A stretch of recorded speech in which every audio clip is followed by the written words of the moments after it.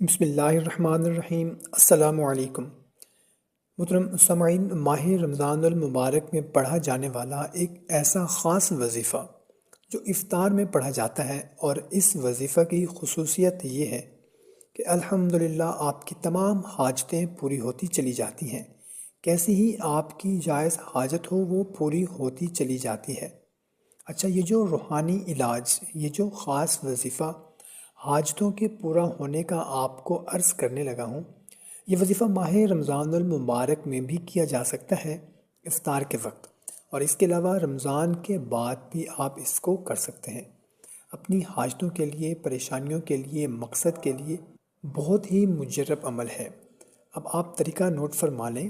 محترم سامعین، اللہ پاک کا یہ صفاتی نام ہے رحمان، سبحان اللہ۔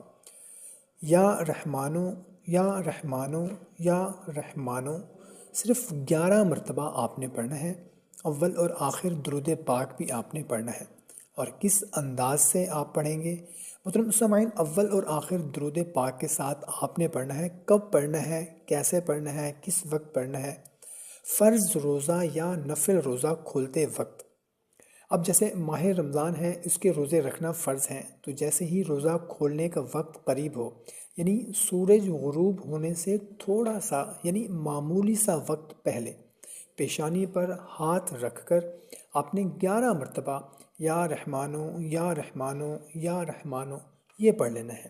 اور جب غروب آفتاب ہو جائے اور وقت ہو جائے افطار کا، تو آپ نے افطار کر لینا ہے۔